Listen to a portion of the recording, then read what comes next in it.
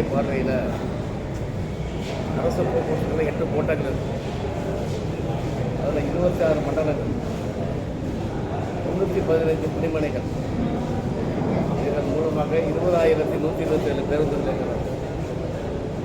சுமார் 1,16,253, அதாவது 28/2/23 நிலவரப்படி பணியாளர்கள் பணிபுரிந்து வருகிறார்கள். இவங்களுடைய பிரச்சனைகள் மீது தமிழ்நாடு அரசாங்கமானது உரிய கவனம் செலுத்த வேண்டும் என்பதற்கான முறையில் அரசாங்கத்துடைய கவனத்தை ஈர்ப்பதற்கான முறைக்கும் இன்றைக்கி மத்திய அரசாங்கம் கொண்டு வரக்கூடிய மோசமான தொழிலாளர் உள்ள கொள்கையை கைவிட வேண்டும் என்ற கோரிக்கையை முன்னடக்கி பல்வேறு கோரிக்கைகள் முன்வைத்திருக்கிறோம். அதில் முக்கியமானது பார்த்திங்கன்னா, நீண்ட காலமாக தொழிற்சங்கம் போராடி இருக்கக்கூடிய தொழிற்சங்க சட்டங்களை 44 சட்டங்களை 4 சட்டங்களாக குறைத்து மத்திய அரசு வந்திக்கிறது. புதிய மோட்டார் வாகன சட்டம் என்ற பெயரில் இன்றைக்கு அதீதமான அபராதம், சாலை விதி மீறிட்ட போன்ற விஷயங்களை உள்ளடக்கி அதீதமான அபராதங்கள் இருக்கிறாங்க. சுய தொழில் செய்து உழைக்கக்கூடிய சாதாரண மெக்கானிக் இவங்கெல்லாம் கூட சாலை ஓரங்களில் வசதியை பெருக்குவதற்கான முயற்சி எடுத்தாலும் கூட அந்தந்த பிராண்டில் இருக்கக்கூடிய கம்பெனி தான் அதை பராமரிக்கணும்னு சொல்லி அவங்களுடைய வாழ்நிலையை கேள்விக்குறியாக்குறாங்க. அதே மாதிரி இன்றைக்கி பொதுத்துறை போக்குவரத்து கழகம் அரசை ஏற்று நடத்தணும், மக்களுக்கு சேர்ந்த சேவை செய்யணும் என்ற முறையில் நாங்கள் தொடர்ந்து வலியுறுத்துகிறோம். இன்றைக்கு பல்வேறு போக்குவரத்து கழகத்தில் தனியாரை ஊக்குவிப்பதற்கான முறையில் சில வழித்தடங்களே தனியார் முயற்சி எடுக்கிறார்கள். அதே போன்று பணியாளர்கள் நியமிப்பதற்கான முறையில் கடந்த காலங்களில் இருக்கக்கூடிய வேலைவாய்ப்பாளர்கள் மூலமாக இருக்கக்கூடிய நடவடிக்கை கைவிட்டு அதையும் ஒப்பந்த முறையில் தொழிலாளர் நியமிக்க நடவடிக்கை எடுக்கிறார்கள். போன்ற விஷயங்களை எல்லாம் நாங்கள் வன்மையாக எதிர்க்கின்றோம். அதே மாதிரி பொது நலனுக்கான முறையில் சேவை செய்யக்கூடிய போக்குவரத்து கழகங்களுக்கு வரி விலக்கு வழங்கும், டீசலில் வரி விலக்கு போகும். அதேமாதிரி டோல் பிளாசாவில் அவங்களுக்கு வரி வசூல் பண்ணுறதை கைவிடணும் என்ற கோரிக்கை இருக்கிறது. ஏன்னா பல்லாயிரக்கணக்கான கோடி ரூபாய் இன்றைக்கி போக்குவரத்து கழகத்தில், அதனால் நமக்கு பல பிரச்சனை வைகிறது.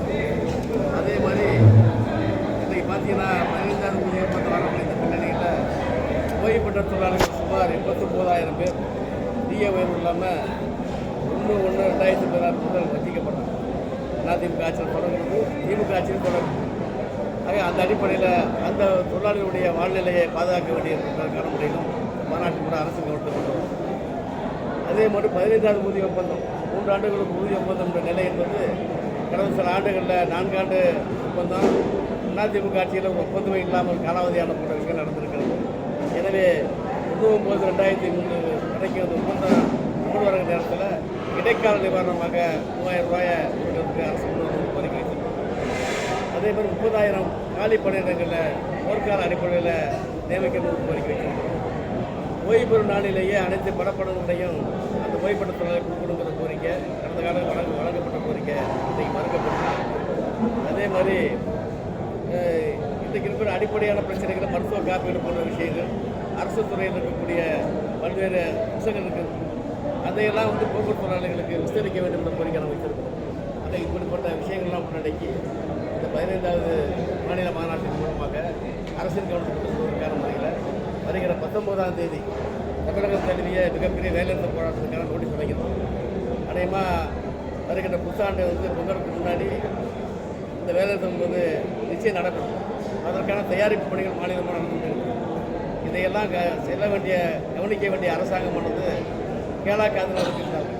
இயற்கை சீட்டம் ஒரு பக்கம் இருக்கிறது, பிரச்சனைகள் ஒரு பக்கம் இருந்தாலும் கூட போராடி பெற்றக்கூடிய போக்குவரத்து துறையுடைய வானிலையை கவனித்து எடுக்க வேண்டும். நாள் கிழமை பார்க்காமல், பண்டிகை காலம் பார்க்காமல் இரவு பகலாக உழைக்கக்கூடிய அந்த போக்குவரத்து ஊழியர்கள் கூட பார்த்துருக்கலாம். பெருவெள்ள மழையில் கூட தனியார் பஸ்ஸெலாம் அந்த அளவுக்கு வேலை செய்யும். போக்குவரத்து கழகம் தான் அதுக்கு வேலை செய்திருக்காங்க. எனவே தீபாவளியாக பொங்கலாக இருக்கட்டும், மக்களை போய் சேர்ப்பாங்க விடுவாங்களே தவிர அந்த தீபாவளி பண்டிகையிலும் பொங்கல் பண்டிகையிலையும் அவங்க யாரும் இருக்க மாட்டாங்க. சண்டனமற்ற முறையிலே பாடுபடக்கூடிய போக்குவரத்து ஊழியர்களுக்கு இருக்க வேண்டிய நியாயமான கோரிக்கையை அரசு பரிசீலிக்க வேண்டும். அதற்கான முறையை நடவடிக்கை எடுக்க வேண்டும் என்பதான கோரிக்கையை வைத்து தான் அந்த மாநாட்டை கொடுக்கிறோம். அதேமாதிரி பல்வேறு தீர்மானங்களை நாங்கள் நிறைவேற்றியிருக்கிறோம். இதெல்லாம் பத்திரிகைகள் இந்த அடிப்படை விஷயத்தை காரணமாக வைத்து தான் மாநாட்டின் நோக்கம் இந்த அரசு போக்குவரத்து கழகங்கள் எல்லாமே நஷ்டத்தில் தான் இயங்குது அப்படின்னு சொல்கிறாங்க. இப்போ குறிப்பாக எங்கள் அரசு பல சலுகைகளையும் மாறி எந்த ஒரு தனியார் வந்து லாப நோக்கம் இல்லாமல் கட்டணும்.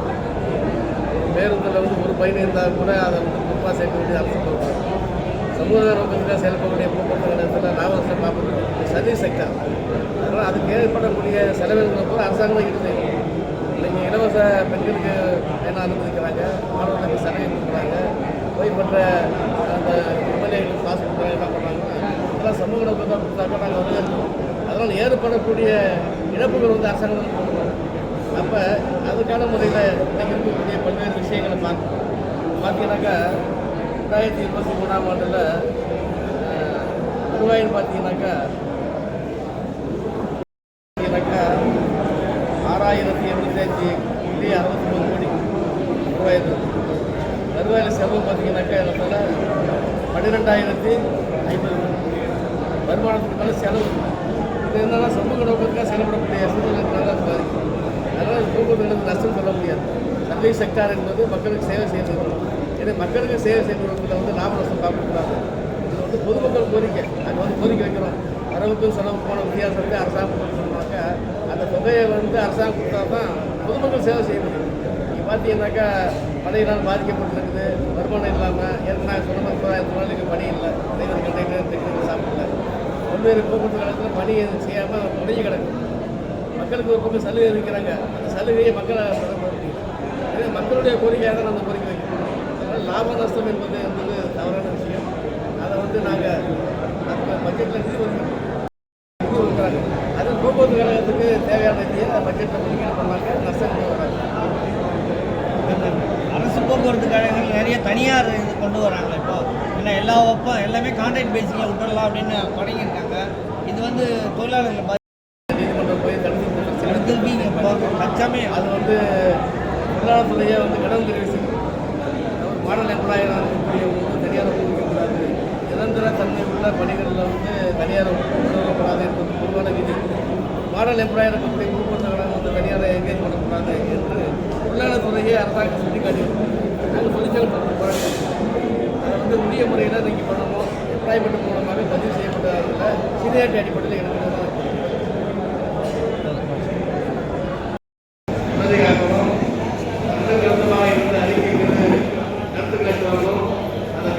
மீது வந்து நமக்கு வந்து இந்த ஒப்புரை வழங்க இருக்கிறார்கள் போன்ற பல நடவடிக்கைகள் இதெல்லாம் கவனத்தில் கொண்டு நம்முடைய செயல்பாடுகள் அமைய வேண்டும் என்று நான் கேட்டுக்கொள்கிறேன்.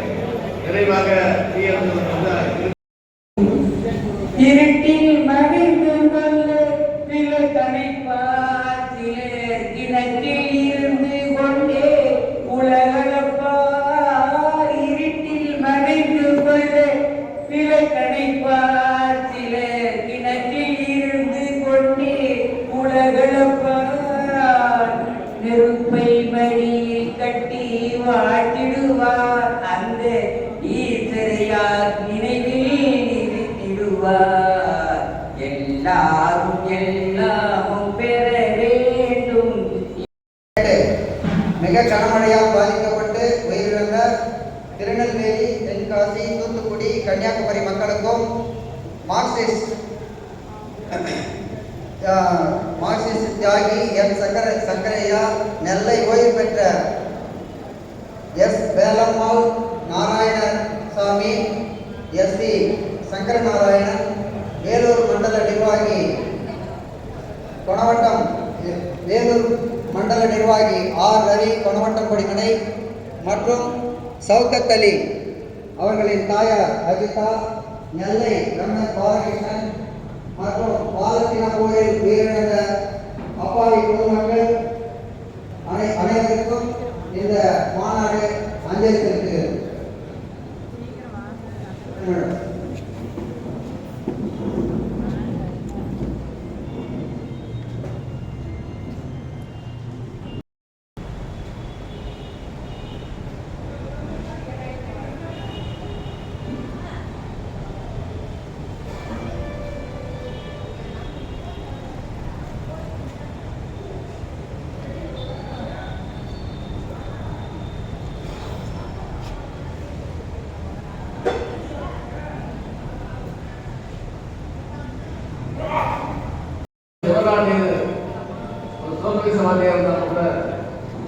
சில நேரங்களிலே பெண்களும் கேள்வி செய்யப்படுகிறார்கள். அவருக்கு கம்யூனிஸ்ட் ஒரு பாடம் புகழ வேண்டும் என்பதற்காக ஒரு சம்பவம் இருக்கிறது. 1957 என்ன சம்பவம் சொன்னால், நாடாளுமன்றத்திலே மாறி காலக்கூடத்தில் கோடை காலக்கூடத்தில் மாறி காலக்கூடத்திலே கம்யூனிஸ்ட் இளைஞர்களை சார்ந்தவர்கள் சில கேள்வி இருக்கிறார்கள். புதிய முறையிலே சொல்லியிருக்கிறார். இன்றைக்கு நவீன வசதி என்பது அன்றைக்கு நாடாளுமன்றத்தில் கிடையாது. எனவே அந்த சூழ்நிலையில ஏற்கனவே எழுப்பப்பட்ட கேள்வியை மீண்டும் எழுப்ப வேண்டும்